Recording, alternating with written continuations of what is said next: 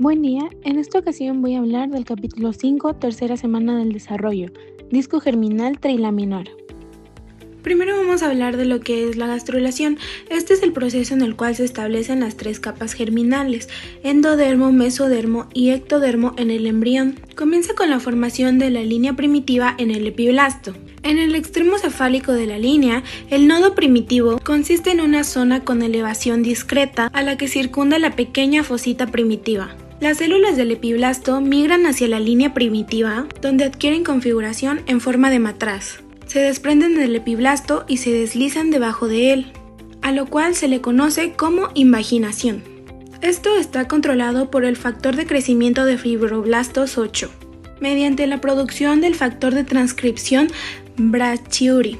Tras invaginarse, algunas de estas células se desplazan al hipoblasto, lo que da origen al endodermo, tanto que otras se sitúan entre el epiblasto y el endodermo, para así constituir lo que es el mesodermo, mientras que las células que permanecen en el epiblasto constituyen el ectodermo. Ahora pasamos a lo que es la formación de la notocorda.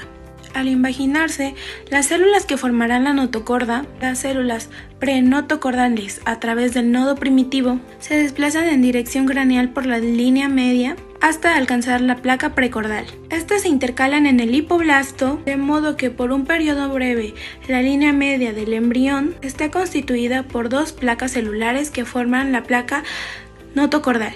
Las células de la placa notocordal proliferan y se desprenden del endodermo, estableciendo entonces un cordón sólido de células, o sea, la notocorda definitiva.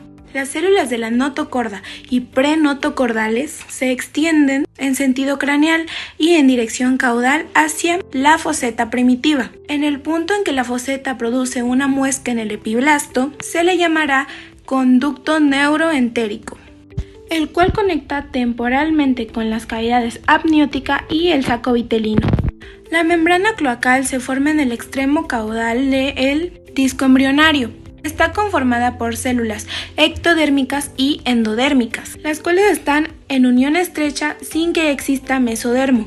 Cuando esta membrana se establece, la pared posterior del saco vitelino forma un pequeño divertículo, al cual se le conoce como divertículo alantoentérico o alantoides.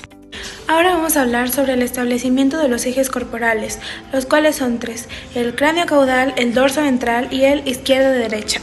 Comenzaremos con las células EVA, las cuales son células del hipoblasto destinadas al endodermo visceral anterior. Estas se van a encontrar en un corte sagital a la altura del nodo y de la línea primitiva. En el extremo de la capa endodérmica del disco bilaminar migran a lo que se convertirá en la región cefálica. En esta etapa, las células de la EVA generan genes esenciales para la formación de la cabeza. Una vez que se forma la línea nodal, genera una regulación positiva de varios genes responsables de la formación del mesodermo dorsal y ventral, así como de estructuras del eje craneocaudal. Ahora vamos a tener la lateralidad o el establecimiento del lado izquierdo y derecho. Como sabemos, muchos órganos tienen una asimetría, la cual se va a establecer cuando aparece la línea primitiva. En este momento, las células del nodo y de la línea primitiva secretan factores de crecimiento de fibroblastos 8, los cuales inducen la expresión del gen nodal, quedando así restringida al lado izquierdo del embrión debido a la acumulación de la serotonina. Este exceso de serotonina activa la expresión del factor de transcripción MAT3, el cual restringe la expresión de nodal al lado izquierdo del nodo primitivo.